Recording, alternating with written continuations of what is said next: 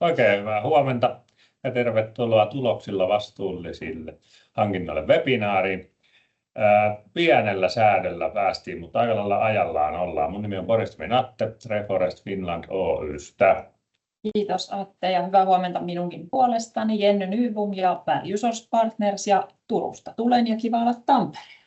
Kiva, että tulit tänne meille Tampereelle kyllä. Nauhoitetaan tämä webinaari ja lähetetään sitten nauhoite jälkikäteen. Ja tosiaan kysymyksiä saa esittää koko ajan sinne chattiin. Muistaakseni noin mikit on laitettu pois ja niin poispäin. Niin kirjoittakaa sinne chattiin kysymyksiä, niin katsotaan niitä sitten tuossa loppuvaiheessa. Sitten katsotaan, että saadaan kun vielä diat vaihtuu, niin ei tarvitse pelkkää ensimmäistä kalvoa katsella. Eihän me saatu tuosta. Yes. Tosiaan tästä aamun agendasta meillä on 45 minuuttia aikaa, eli aika tehokas setti. Käydään vähän läpi, että miten ne ajavat voimat on, minkä takia tämä vastuullisuus on tällä hetkellä niin kuin hyvin ajankohtaista kaikille yrityksille. Katsotaan vähän niitä olennaisuusasioita siitä vastuullisuudesta. Ja sitten oikeastaan siinä kohtaa mä annan Jennyn kertoa vähän enemmän tuosta hankinnan puolesta. Ja sitten loppuun vielä pikkusen katsotaan hankinnan päätöksenteon semmoista yhtä esimerkkimallia ja sitten vähän annetaan vinkkejä, mitä yrityksen kannattaisi tehdä nyt. Jees, kiitos. Ja tosiaan, niin kuin Atte tuossa mainitsinkin, niin vastuullisuus on hankinnoissa tällä hetkellä hyvinkin ajankohtainen ja katsotaan vähän sitten syvemmin, että miksi näin, mitä hankinnan arvoketjussa tulisi huomioida ja sitten vähän käytännön esimerkkejä, miten kannattaa lähteä eteenpäin. Kiitos. Ja nyt minä annankin sitten Atteelle tämän ensimmäisen puheenvuoron ja hyppään sivuvasemmalle. Kiitos. Hyvä. Eli aloitetaan tosiaan ihan lyhyesti esittelen yritystä Reforest Finland Oy nimi ja täältä Tampereelta ollaan tosiaan kotoisin ja tehdään tosi monenlaista palvelua yritykselle tähän vastuullisuuteen oikeastaan jaoteltuna tuossa kahteen, eli siinä hiilijalanjäljen laskennan ympärillä hyvin monenlaista hommaa organisaatioiden yritysten laskennan lisäksi sitten esimerkiksi erilaisia tuotelaskentoja, näitä ympäristöselosteita ja elinkaariarviointia ynnä muuta. Sitten tosiaan tarjotaan siihen ihan niin kuin järjestelmiä yrityksille myös, millä voi sitten itse niitä päästöjä hallita.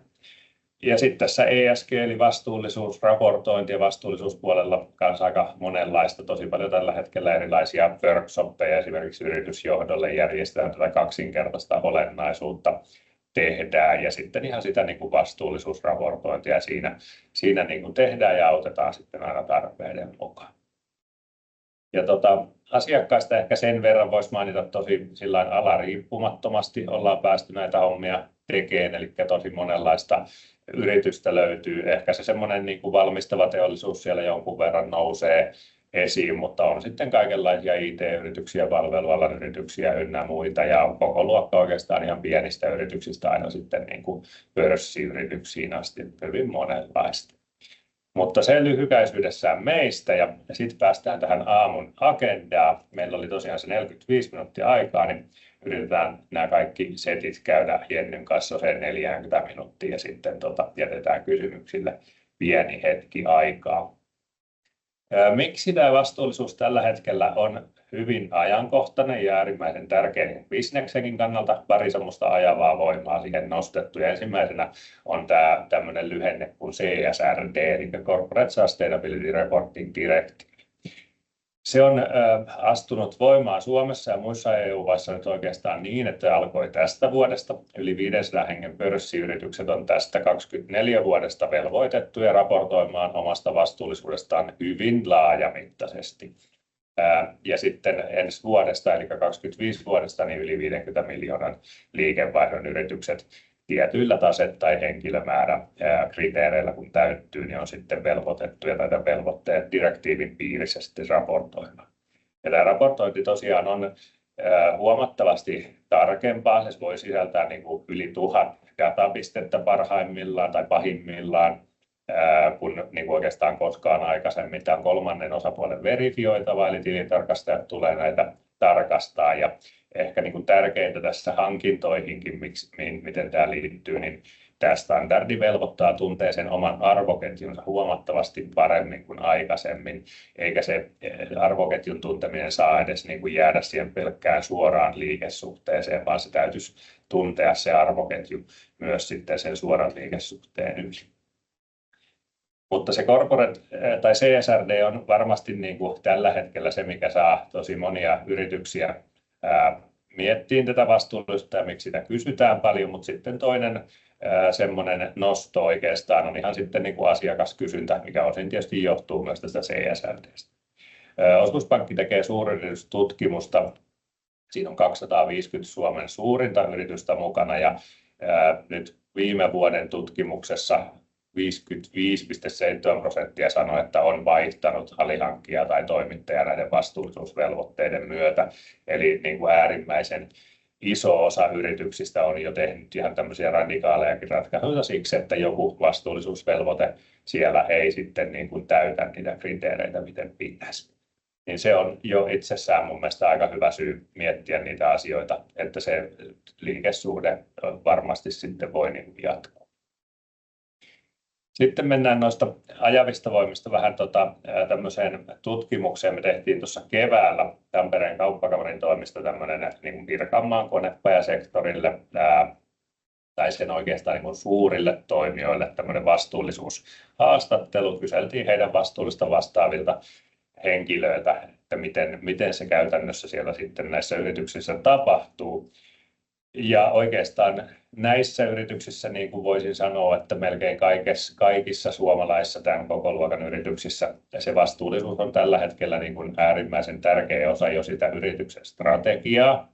Ja sitten siitä vastuullisuudesta, mikä nyt sisältää huomattavan määrän monia erilaisia juttuja, niin se ilmasto, ne päästöt on tällä hetkellä se ykkösjuttu, mihin keskitytään. Näissä yrityksissä oikeastaan melkeinpä tai oikeastaan kaikissa omat toimet oli tosi pitkällä. Niitä omalla tontilla tapahtuvia päästöjä oltiin mietitty, omaa henkilöstöä oltiin mietitty, kaikkea muuta semmoista. Ja nyt oli se fokus tosi vahvasti siinä arvoketjussa, esimerkiksi niissä hankinnoissa ja muissa arvoketjun asioissa. Nämä yritykset sanoivat, että toimittajia oltiin suljettu jo pois, jos näissä sosiaalisen hallinnollisen vastuun asioissa nousi jotain selkeitä semmoisia niin kuin red flaggeja tai selkeitä jotain haasteita, ongelmia, niin se oli syy, miksi oli sitten toimittaja jopa suljettu pois. Ja sitten se ilmastopuolella tosi mielenkiintoinen, nämä vastaajat sanoi, että jos se toimittaja ei ollut halukas yhteistyöhön, jos toimittaja ei suostunut toimittamaan tai pystynyt toimittamaan niitä vaadittua dataa, mitä tuli päästöihin ja mitä tuli muihin näihin ilmastoasioihin, niin se saattoi olla sitten jo syy, että oltiin vaihdettu toimittaja. Mutta toistaiseksi sillä, että paljonko ne päästöt oltiinko niin kuin hyvä vai huono, niin sillä ei ollut vielä minkäänlaista merkitystä siihen toimittajasuhteeseen tai muuhun. No näillä yrityksillä, niin kuin itse asiassa voisi sanoa, että hyvin kuvastaa ehkä suomalaisia suuryrityksiä muutenkin, mutta näillä yrityksillä päästövähennystavoitteet hiilijalanjäljen osalta oli tämmöisiä, eli sitä omalta tontilta tapahtuvista päästöistä oli 53% vähennystavoite vuoteen 2030 mennessä. Ja sitten kun siihen otetaan koko arvoketju mukaan, eli ne hankinnat mukaan ja kaikki muu, niin se vähennystavoite oli 46%. Eli melkein puolet he on niin kuin tavoitteena vähentää nyt noin 6 vuodessa. Eli tavoite on niin kuin äärimmäisen kova. Ja nyt nämä yritykset oli siinä tilanteessa, että ne oli alkanut keräämään sitä dataa toimittajilta ja alkanut vähän opastaa niitä toimittajia ja niin edelleen. Eli oikeastaan siitä on niin kuin hyvin helppo päätellä, että jos ja kun nämä yritykset näihin tavoitteisiinsa aikoo päästä, niin seuraavan 6 vuoden aikana tai itse asiassa jo paljon aikaisemminkin seuraavien vuosien aikana, niin tulee olemaan tosi iso niin kuin kriteeri siellä toimittajasuhteessa, hankintasuhteessa se, että pystytään niitä päästöjä osoittamaan, pystytään ehkä sitä vähäpäästöisyyttäkin näyttämään, että miten näissä asioissa on edetty. Yes, mutta tässä vaiheessa mä hyppään hetkeksi sivuun ja annan Jennyn tulla kertomaan pikkusen lisää hankinnoista ja siitä. Yes. Kiitoksia Attelle. Joo, ja huomenet vielä uudestaan ja sukelletaan hiukan sitten syvemmin tuohon hankintaan. Muutama sana meidän yrityksestä. Niin kuin tuossa mainitsin, niin Turusta tulen ja siellä tosiaan pääpaikkaa pidetään ja meitä on semmoinen reilu 40 hankinnan asiantuntijaa, niin kuin itseämme tituleeraamme ja ydintoiminta-alueena Suomi ja Pohjoismaat. Meillä on suomalaisia asiantuntijoita kaikki, eli ihan kotimaasta. Ja ollaan ihan eturintamassa tässä vastuullisen hankinnan kehittämisessä ja implementoinnissa ja eri toimialoilla myöskin. Ja ehkä sitten vielä viimeisempänä tuo viime vuoden Lobu ry:n tunnustus meille, eli vuoden hankintayritys. Ja meillä on vähän erilaisia palvelun tarjoamia niin sanotusti. Itse edustan tosiaan tätä vastuullista hankintaa tai hankinnan vastuullisuutta ja hyvinkin erilaisia asiakkaita, vähän samaan tapaan kuin tuolla Rainforestillakin. Teollisuus ehkä nostaa päätään suuremmin, mutta kaiken näköistä. Mutta se niistä markkinointipuheista ja hypätäänpä sitten ihan asiaan. Eli hankintojen vastuullisuus. Niin kuin Atte tuossa mainitsikin näitä direktiiviasioita, ei mennä niihin sen tarkemmin. Haluan korostaa sitä, että se tosiaan tulee aikamoisella vyörytyksellä siellä. Ja tosiaan, jos et itse ole vielä direktiivin piirissä, niin saatat kuitenkin olla, tai mikäli olet strateginen toimittaja raportoivalle yritykselle, koskee direktiivi myös omaa yritystä esimerkiksi asiakasvaateiden muodossa. Ja iso kokonaisuus, niin pala kerrallaan ja rauhallisesti siten. Sitten hiukan vielä kertauksena ehkä osalle porukasta ainakin, ja opintojen äitihän se kertaus on. Eli sisäisiä ja ulkoisia vaateita tulee eri suunnista, ja sieltä on hyvä tunnistaa ne, jotka koskee omaa yritystä, tai tosiaan sitten asiakasvaateiden muodossa sitten muutoin. Ja mikä on myös erittäin olennaista, on se nykytilanteen ymmärrys. Eli ymmärretään, missä tällä hetkellä ollaan kenties tehty jo jonkunnäköistä raportointia, ja sitten se, että mitkä ne vaatimukset on ja mikä on just olennaista sinun yrityksellesi. Ja liiketoimintastrategia, niitä sitten olisi syytä pyörittää sillä lailla, että se vastuullisuus olisi siellä ihan niin sanotusti prosesseissa sisällä, strategiassa sisällä, ei mikään kerta vuodessa tehtävä raportointiharjoitus, vaan jokapäiväistä elämää. Ja sitten sinne hankintatoimeen. Ja hankintatoimi luonnollisena osana ja erittäin tärkeänä osana tässä kohtaa, koska hankinnan arvoketjuhan menee sinne hyvinkin pitkälle mahdollisesti. No sitten muutama tämmöinen ajatuksen tynkä, jonka haluan heittää sinne teille, mitä yrityksen tulisi kysyä itseltään koskien hankinnan arvoketjun vastuullisuutta. Eli ensimmäisenä, kuinka hyvin tunnemme oman arvoketjumme, toimitusketjumme ja sen riskit ja vaikutukset. Monestihan on niin, että tunnetaan se ensimmäinen toimittaja, niin sanottu Tier 1 supplier, mutta sen jälkeen saattaakin mennä vähän haastavammaksi. Eli tätä olisi nyt syytä hiukan lähteä selvittämään. Siellä taas ne olennaisuudet, kriittiset, strategiset toimijat ja mahdolliset riskit ja mahdollisuudet. Pikkasen vaikka brainstormausta isommallakin porukalla, niin tämä ei ole yhtään hullumpi asia lähteä miettimään. No sitten tämä, mistä jo tuossa heitinkin hiukan, niin vastuullisuus ja sen integraatio hankinnan arvoketjun hallinnan prosesseihin. Eli olisi hyvin olennaista, että se vastuullisuus olisi integroituna sinne prosesseihin niin, että se olisi lähes jo joka päivästä ainakin jossain kohtaa. Jollei se ole heti mahdollista, niin se on ihan hyvä tavoite asettaa sinne. Silloin se tulee niin kuin luonnostaan, eikä tarvitse miettiä sitä, että ai niin, että ollaankohan me nyt huomioitu se vastuullisuus. Käydään tuossa myöhemmin vähän läpi, että miten se sitten tapahtuu. No sitten vaikutusmahdollisuus sinne omaan toimittajakenttään. Sitä kannattaa myös miettiä vähän, että millainen asiakas olette sille toimittajalle. Oletteko kenties strateginen kumppani jopa, jolloin se vaikutusmahdollisuus on hyvinkin paljon helpompaa kuin että olette vaikka hyvinkin pieni, jolloin ei sitä vaikutusmahdollisuutta niin helposti ole. Ja nimenomaan sen vastuullisuuden niin kuin tiedostaminen ja eteenpäin vieminen siellä toimitusketjussa, niin sehän on hyvin tärkeää. Niin siinäkin mielessä sitä vaikutusmahdollisuutta kannattaa vähän pohtia. Ja sitten viimeisempänä tuommoinen resurssi, koulutus, osaaminen kysymys. Eli onko meillä resursseja? Tämä homma tuskin hoituu vasemmalla kädellä ja oman toimen ohessa. Eli pikkasen sitä, että onko sitä aikaa ja resurssia. Ja samoin se koulutuspuoli ja osaaminen, että onko meillä sellaista osaamista, tarvitaanko tukea tai koulutusta siihen. Ja sitten tämä, pidämmekö itseämme vastuussa, niin se on myös hyvin tärkeä, koska on hirveän helppo aina sanoa, että enpä tälle mitään mahda. Mutta aika lailla kyllä paljon asioita voidaan tehdä, jolle mahditaan. Tämmöisiä pohtikaa siellä vähän yhteistuumin ja yleensä monta päätä, niin hyvää syntyy. Sitten hypätään hiukan hankintatoimen eri tasoille ja miten vastuullisuus niin kuin näkyy näillä tasoilla. Ja tämä pyramidi kuvastaa nyt nimenomaan sitten sitä, että mitenkä yritys, mistä se lähtee, eli tuo liiketoimintastrategia tuolla pyramidin huipulla. Ja siellä on ne vastuullisuusteemat tai direktiivit, mitkä ikinä teidän yritykselle on olennaisia, eli se voi olla se CSRD, kenties YK:n valitsemia tai YK:n valitulta listalta yrityksesi valitsemia teemoja, jotka sitten yhdistetään sinne omaan liiketoimintastrategiaan. Ja sitten taas tässä kakkosena hankintapolitiikka, niin se on sitten se kohta, missä lähdetään niin kuin linjaamaan sitä, että millaista vastuullista hankintaa meidän yrityksessä tehdään. Onko meillä kummoiset toimittajat, minkä tyyppisiä toimittajia haluamme käyttää ja mitkä on ne vastuullisuusteemat, jotka on valittu ja miten ne valutetaan sinne toimitusketjuun. Sitten hankinnan toimintamallissa ollaan sitten jo aika lailla käytännön tekemisen lähellä. Se on vähän semmoista taktista tasoa.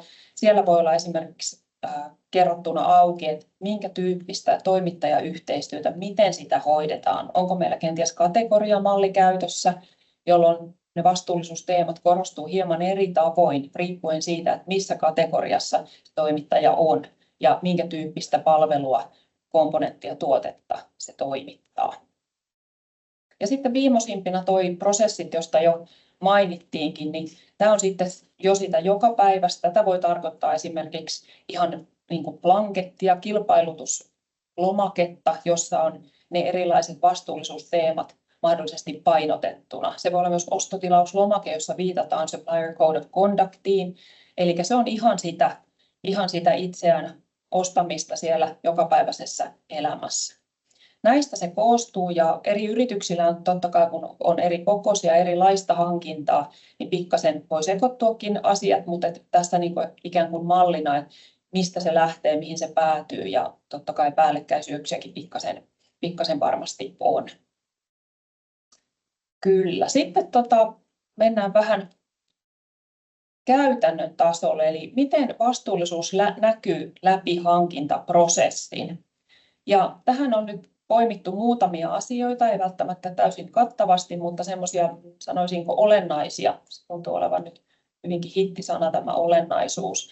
Eli monestihan asiat lähtee sieltä tuote- ja hankintasuunnittelusta, eikä minkä tyyppistä tuotetta tullaan hankkimaan, vaikka R&D ei ole speksannut sen luonnollisesti, mutta sitten sitä markkinakyselyä, että minkälaista tuotetta, mistä sitä saadaan, minkälaisia toimittajia on, millaisia riskiarvioita pystytte tekemään niille toimittajille.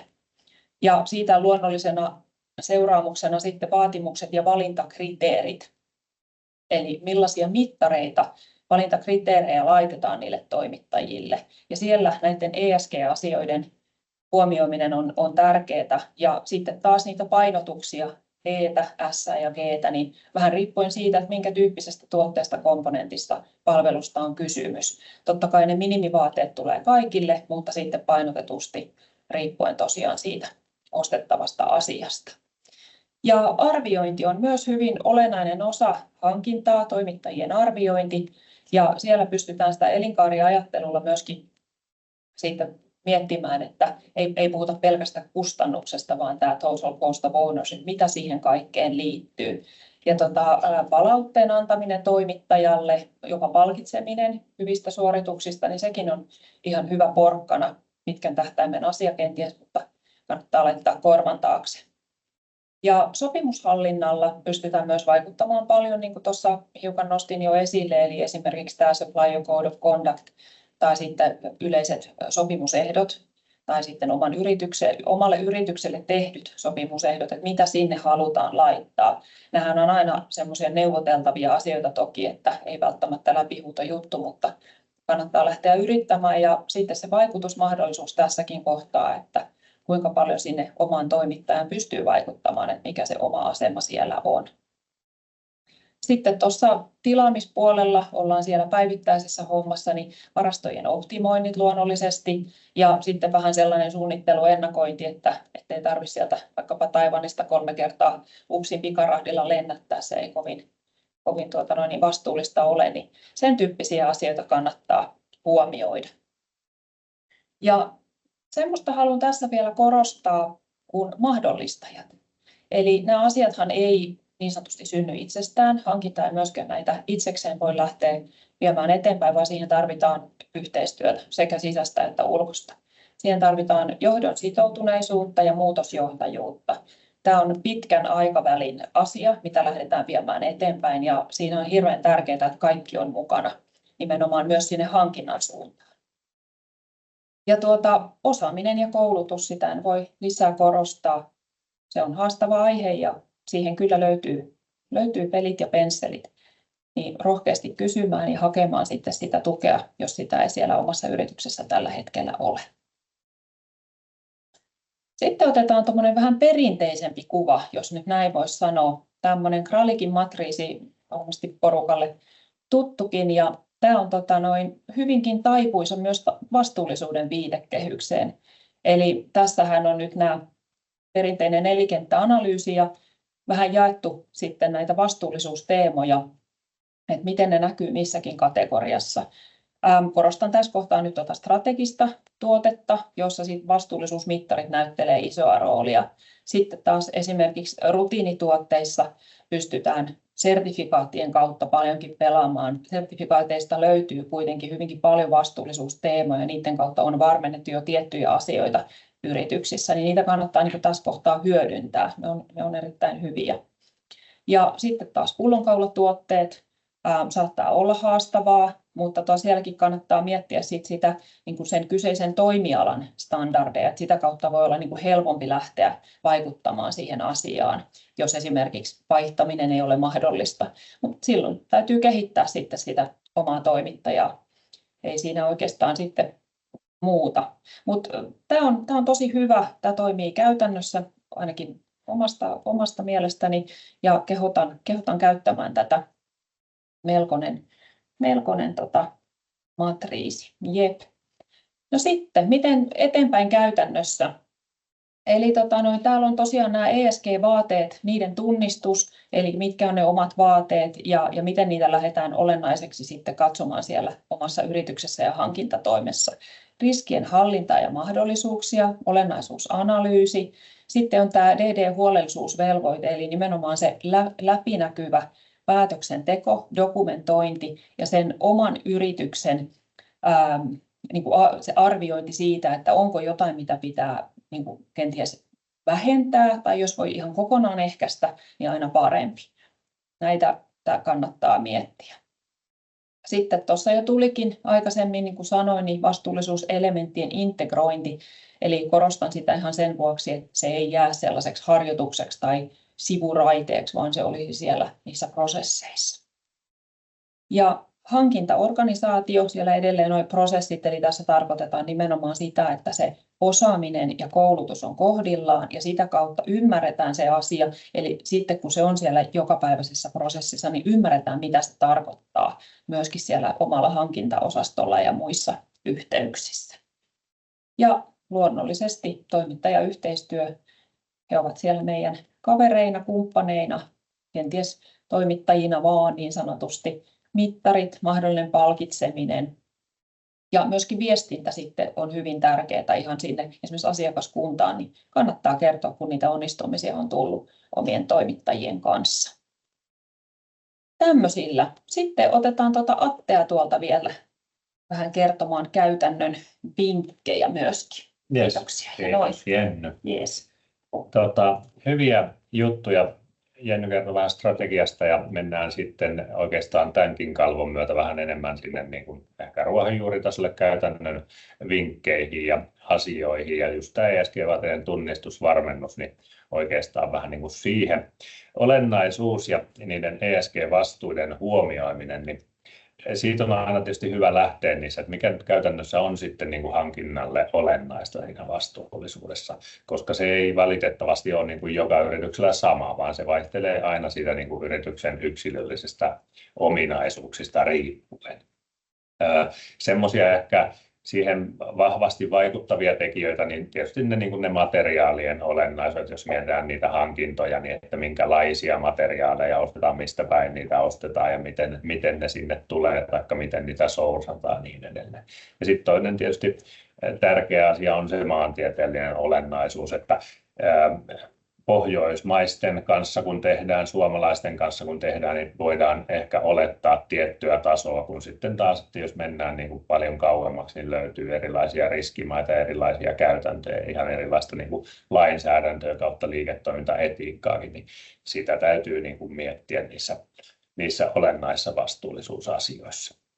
No sitten se toinen asia, mitä kannattaa miettiä niin kuin aika jo alkuvaiheessa, niin on se, että minkälaista vastuullisuusdataa meidän täytyy saada, niin riippuu myös aika paljon siitä, että mitä meiltä vaaditaan, eli mitä ne asiakkaat vaatii. Tässä tullaan tietysti taas siihen, että onko siellä niitä CSRD-asiakkaita esimerkiksi, ollaanko jollain alalla, missä on jotain tiettyjä omia erityispiirteitä niissä vastuullisuusvaatimuksissa ja niin edelleen.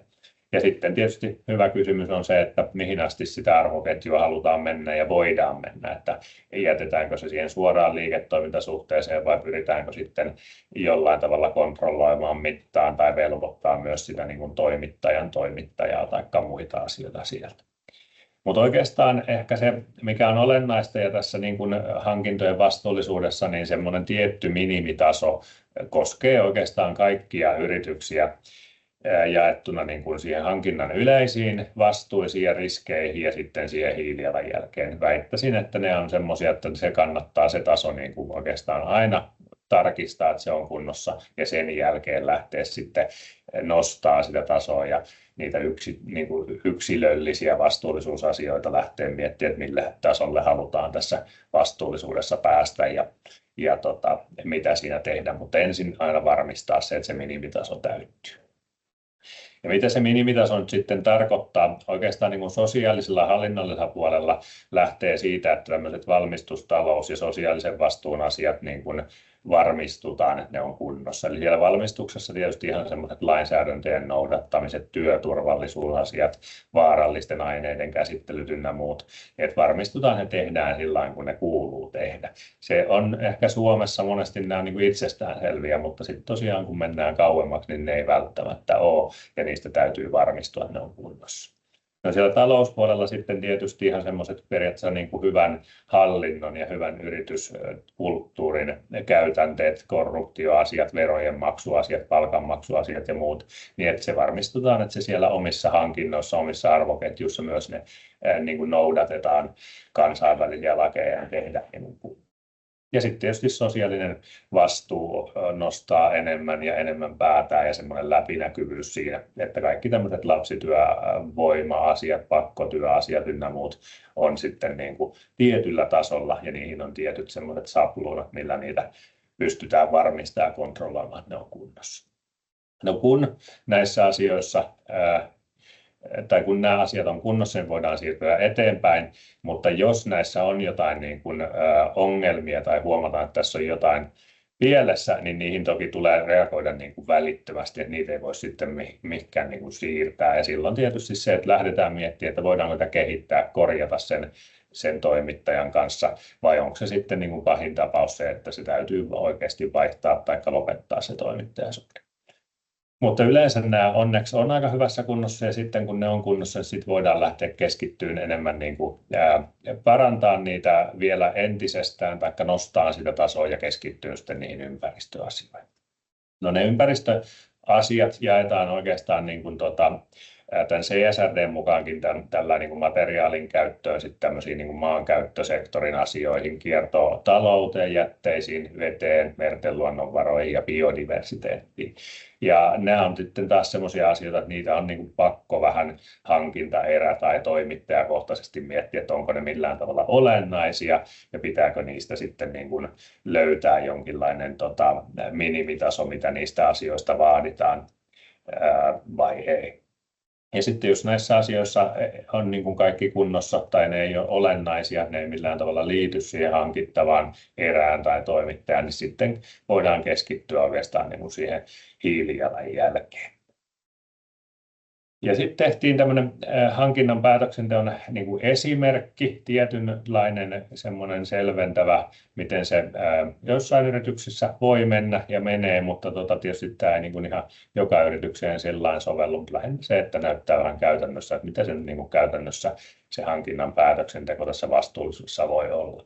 Ja tietysti se lähtee siitä, mitä Jenny tuossa puhui äsken juuri, siitä niin kuin hankintatoimen strategisten tekijöiden tai kriittisten tekijöiden toimittajien nimikkeiden olennaisuuden selvittämisessä, että ymmärretään, että ketä ne on ja jollain tavalla voidaan priorisoida niitä toimittajia ja hankintoja niin kuin tähän selvitykseen, koska kaikkia on tosi vaikea niin kuin kerralla välttämättä ottaa. Esimerkiksi tämä Kralikin matriisi, en tiedä menikö lausunta oikein, mutta sinne päin ainakin, niin se on oikein hyvä viitekehys niin kuin tähän tekemiseen. Mutta sitten kun niitä lähdetään niitä toimittajia niin kuin hankintaerä tai toimittajakohtaisesti miettimään, niin sitten oikeastaan se kannattaa lähteä siitä, että selvitetään, että onko se toimittaja tai hankintaerä, niin voiko se sisältää jonkinlaisia ESG-riskejä. Ja jos varmistuu, että se ei sisällä, niin sitten tietysti niin kuin varmistetaan siitä, että se toimittaja tai hankinnat niin täyttää ne tietynlaiset niin kuin minimikriteeristöt ja sitoutuu noudattamaan niitä. Eli tässä kohtaa se Supplier Code of Conduct on niin kuin äärimmäisen tärkeä jo ihan riskienhallinnankin kannalta, mutta muutenkin niin kuin täyttää ja varmistaa, että niillä toimittajilla on se tehtynä. Ja sitten kun ne minimikriteerit niissä asioissa on kunnossa ja ne on täytetty ja sitouduttu niihin, niin sitten voidaan mennä siihen, että erilaisilla niin kuin olennaisuusanalyysillä mietitään, että onko tämä hankintaerä tai tämä toimittaja niin semmoinen, mikä meidän täytyy huomioida siinä hiilijalanjäljen laskennassa ja siinä CO2 niin kuin päätöksenteossa. Tällä tarkoitetaan oikeastaan sitä, että usein sitten kun niitä hankintoja saattaa tulla niin kuin sadoista tai tuhansista eri paikoista, näitä nimikkeitä varsinkin on niin kuin äärimmäisen paljon, niin vaatimus ei ole se, että niistä ihan jokainen välttämättä laskettaisiin, vaan siinä kannattaa keskittyä sitten tietyllä kriteeristöllä niin kuin olennaisiin hankintoihin ja niihin esimerkiksi tuotteisiin, mistä voidaan olettaa, että niitä päästöjä syntyy enemmän. Eli sieltä voidaan tiettyjä hankintaeriä tai tiettyjä toimintoja jollain kriteeristöllä myös sitten jättää pois tai keskittyä niihin sitten niin kuin tulevaisuudessa myöhemmin. No sitten se toinen, kun niitä lähdetään selvittämään niitä riskejä, niin se toinen tie on tietysti sitten se, että jos siellä löytyy jotain niitä riskejä, niin sitten siinä kohtaa on niin kuin äärimmäisen tärkeää miettiä se olennaisuus, että onko tämä hankintaerä tai tämä toimittaja meille jollain tavalla niin strategisesti tärkeä tai kriittinen, että sen kanssa kannattaa lähteä siihen korjaustoimenpiteisiin ja kannattaa lähteä viemään sitä vähän niin kuin tuonne ylempään kolmoseen, eli siihen, että se pystyy täyttämään sen minimikriteeristön, se pystyy sitoutumaan siihen Supplier Code of Conductiin ja muihin asioihin ja voidaan niin kuin varmasti luottaa ja pystytään sitä jollain tavalla tarkistamaan, että asiat sitten menee niin kuin kuntoon. Ja sitten jos se sinne tai sitä suhdetta jatketaan, niin sitten siinä oikeastaan sama juttu huomioidaan se, mietitään sen olennaisuusanalyysin kautta, että onko se niin kuin hiilijalanjäljen kannalta oleellinen erä, mistä täytyy sit selvittää ne päästöt vai eikö se ole. Ja sitten tietysti se, että jos täällä on jotain tosiaan riskejä löytynyt ja semmoisen toimittajan kanssa jatketaan, niin se niin kuin läpinäkyvyys siinä raportoinnissa päätöksenteossa, ettei ainakaan lähdetä niin kuin peittelemään niitä epäkohtia, niin on niin kuin äärimmäisen tärkeää, vaan se kerrotaan sitten ihan raporteilla, että tämmöinen on ja näin me sitä pyritään parantamaan ja tähän mennessä ja niin edelleen. Sitten vielä viimeiseksi oikeastaan tuohon on jaettu pariin tällään käytännön esimerkkejä, mitä yrityksen kannattaisi tässä vastuullisuudessa ja vastuullisissa hankinnoissa tehdä nyt. Ja tässä nyt yritykset on jaoteltu niin, että jos yritys on itse siinä CSRD:n piirissä, esimerkiksi niin kuin ensi vuodesta alkaen tai sitten ei. Ja jos tosiaan koko luokka on sen yli 50 miljoonaa, eli tarkoittaa sitä, että ensi vuosi on se ensimmäinen vuosi, mistä sitä CSRD-raporttia täytyy tehdä, niin silloin alkaa olla jo niin kuin hiukan kiire. Silloin pitää lähteä siitä, että selvittää pian ne lakisääteiset vaatimukset, että mitä meiltä oikeasti nyt tämä raportointi vaatii, ja sitten sen lisäksi tietysti, että mitä ne meidän asiakkaat vaatii. Tämä CSRD-prosessi lähtee sitä kaksoisolennaisuusanalyysistä, eli tarkoittaa sitä, että sillä selvitetään sitten sille yritykselle olennaiset raportoitavat vastuullisuusasiat ja datapisteet, mitä siitä tulee raportoida. Ja se on pakollinen osa sitä, että se täytyy tai kannattaa tehdä tämmöisillä yrityksillä kyllä sitten niin kuin mielellään vielä tämän vuoden puolella. No sitten toinen asia on se, että varataan ne resurssit ja varmistetaan ne, onko se järjestelmiä tai minkälaisia ne ESG-raportointikäytännöt on. Tässä kohtaa monelle on ehkä tullut yllätyksenä yritykselle, että se niin kuin tämä raportointi harvemmin enää onnistuu oman toimen ohella. Että siinä tosiaan voi olla se yli 1000 niitä datapisteitä, niin sitä ei useimmiten sitten enää talousjohtaja tai toimitusjohtajalla niin kuin iltaisella tee, vaan se täytyy oikeasti varata siihen kunnolla resursseja.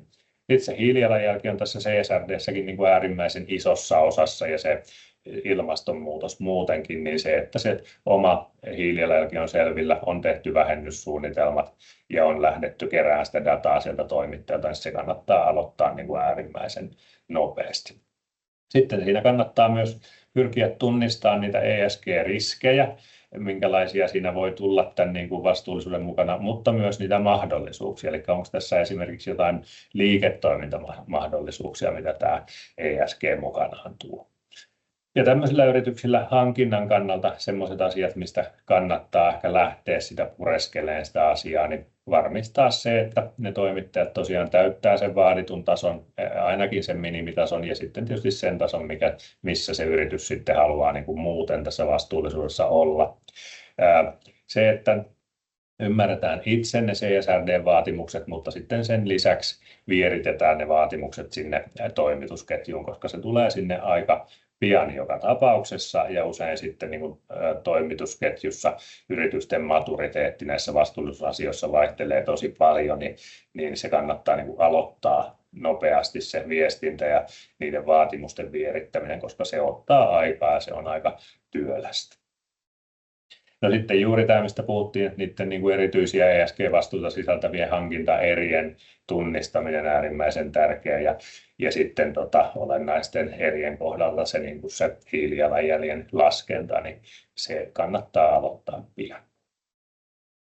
Ja sitten oikeastaan vielä se toinen kategoria, eli jos yritys on esimerkiksi tämmöisen CSRD-toimijan toimittaja, niin silloin kannattaa lähteä siitä, että selvitetään ne asiakasvaatimukset, eli mitä se meidän asiakas nyt sitten meiltä nyt vaatii tai tulee vaatii tämän CSRD:n myötä. Selvitetään ne omalle toiminnalle olennaiset aiheet, eli mitä me tehdään, mikä meille tässä vastuullisuudessa on olennainen, että keskitytään niihin niin kuin asiakasvaateisiin sekä itselle olennaisiin asioihin. Ja sitten täälläkin tietysti se, että pyritään tunnistamaan niitä niin kuin ESG-vastuuta sisältävät riskit sekä ne mahdollisuudet, että miten me voitaisiin tästä myös sitten niin kuin hyötyä. Ja sama juttu, että lasketaan se oma hiilijalanjälki ja kerätään sitä niin kuin dataa sieltä omilta toimittajilta. Ja sitten lisäksi tietysti se, että pyritään keksiin tai ratkaiseen se, että miten me saadaan sitten niille meidän vaikka myytäville tuotteille tai komponenteille jyvitettyä se hiilijalanjälki ja ne päästöt. Ja tämmöisessä ryhmässä hankinnan osalta oikeastaan aika samanlainen. Varmistetaan omien toimittajien se tietty minimitaso juurikin siitä syystä, että se meidän asiakas, jos se on siellä CSRD:n piirissä, niin sen pitäisi saada tietoa sitten jopa niin kuin meidän alihankintaketjulta, se pitäisi ulottua sinne asti, niin se, että me tunnetaan ne omat toimittajamme, mahdollisesti toimittajien toimittajatkin, niin se lisää kyllä sitä niin kuin liiketoiminnallisiakin hyötyjä sitten tulevaisuudessa. Asiakasvaateiden ymmärtäminen, erityiset ESG-vastuut ja se hiilijalanjälki, niin se on sinne hankintaan ne, mitä kannattaa tehdä nyt. Yes. Nyt meillä on oikeastaan 5 minuuttia aikaa. Mä pyydän Jennyn tänne takaisin mun kanssa. Katsotaan lyhyesti vielä vähän kertauksena, että mitä sitten niin kuin käytännössä eteenpäin. Ja tosiaan se lähtee siitä, että kartoitetaan tai ymmärretään se nykytilanne ja ne vaatimukset on niin kuin hallussa, ymmärretään mikä meitä koskee ja mitä meidän tulisi tehdä. Juurikin näin. Ja itse asiassa me ollaan nyt 10 minuuttia yliaikaa, niin mennään reippaasti. Yes. Ei mitään, niin kuin Atte tuossa sanoi, olennaisuuksien ymmärtäminen, siellä tuo raportointi, ei lähdetä menemään nyt yksityiskohtiin, ja liiketoimintastrategian päivitys vähintäänkin sitten pidemmällä aikavälillä, ja se vastuullisuuden integrointi sinne prosesseihin. Jep. Ja onnistunut lopputulos on hyvä raportti, eikö vaan? Kyllä. Niin. Kyllä.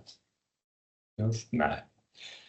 Ja oikeastaan sitten vielä just se, että jos apua tarvii, mistä sitä saa, niin no meiltä Reforestilta niin tosiaan siihen vastuullisuusraportointiin siihen, niin kuin jos halutaan sparrata tässä ESG:ssä sitä johtoa tai henkilöstöä tai muuta, nämä olennaisuusanalyysit ja niin kuin strategian teko ja ihan se raportointi, kaikkea sitä tehdään sekä sitten just tässä hiilijalanjäljen ympärillä oikeastaan.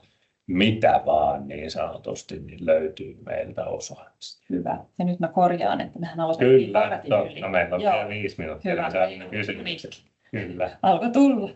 Joo, ei mitään. Mitäs me sitten tehdään ja autellaan teitä, niin on nimenomaan sitten siinä vastuullisen hankinnan tai hankinnan vastuullisuuden tukemisessa, kehittämisessä, eli kehitetään sekä hankintaa että hankinnan vastuullisuutta. Toimintamalleja tehdään paljon, yritykset on erilaisia ja siellä sitten tietysti täytyy eri tavalla reagoida niihin asioihin. Toimittaja-auditit on hyvin tärkeää tässä yhteydessä ja niiden todentaminen, että saadaan ne E ja S ja G sinne toimitusketjuun ja ymmärretään, että mistä ne koostuu ja mitä ne käytännössä sitten on. Toimittajamittaristot ja arvioinnit, audit osana sitä ja tosiaan ne kriteeristöt. Siinä varmaan nyt päällimmäisenä. Yes. Hyvä. Ja tuosta löytyy sitten tosiaan vielä yhteystiedot, mistä voi kysellä lisää tai antaa palautetta tai mitä vaan. Ja tosiaan lähetetään nämä materiaalit sitten jälkikäteen ja se tallenne sitten pikkusen myöhemmin. Edetään tosiaan esittää kysymyksiä. Eli meillä on Jennyn väittämistä huolimatta 3 minuuttia aikaa. Kyllä. Hyvä, etten enempää polkenut jalkaa maahan. Katsotaan, onko tänne kysymyksiä. Tuolta näyttäisi siltä Teijo, eli nyt on hetki aikaa, ollaan tässä linjoilla siihen tasaan asti, jos haluaa kysyä. Kyllä. Ja varmaan sitten meihin saa tosiaan ottaa yhteyttä, ja jollei osata puolin tai toisin vastata, niin ohjataan sitten kyllä oikeaan paikkaan. Että ei tarvitse sitä murehtia, että keneltä kysyisin, että jos ei se ihan sitten heti aukene. Just näin. Joo. Yes. Miten pari minuuttia aikaa odotellaan kysymyksiä, niin miten se nyt sitten hankinta-asiantuntijayrityksellä on näkynyt muutosta? Tuleeko näitä vastuullisuuskysymyksiä niin teidän asiakkaalta enemmän? No jokunen on niitäkin tullut kyllä meillekin päin, ja toki ollaan asiantuntijayritys, niin se ei ole ehkä ihan samassa mittakaavassa kuin tuommoisessa, sanotaanko tuotannollisessa ympäristössä, mutta sitten taas niin päin, että tuotannollisessa ympäristössä ne kyllä korostuu. Joo. Hyvinkin selvästi, että nämä, nimenomaan se linjaus on nyt se kova sana, että miten se yritys lähtee hoitelemaan. Kyllä, politiikat. Kyllä. Se on aina kiva kuulla muilta aloilta, kun tässä omasta kuplassa tuntuu. Kaikki tekee vaan vastuullisuutta, mutta kyllähän se niin kuin varmasti voidaan megatrendiksi tietää. Ihan varmasti, kyllä. Joo. Ja ne on vähän erilaisia sitten ne vastuullisuuden teemat tietysti riippuen siitä, missä ympäristössä toimitaan. Yes. Mun silmiin ei ainakaan kysymyksiä tuossa näy, eli sitten oikeastaan varmaan kellokin on aika lailla pykälässä, niin oikein mukavaa päivän jatkoa. Kiitos, että olitte kuulolla ja ottakaa ihmeessä. Joo, kiitos minunkin puolestani ja samat hommat yhteyksiin. Yes. Kiitos. Moi moi. Moikka.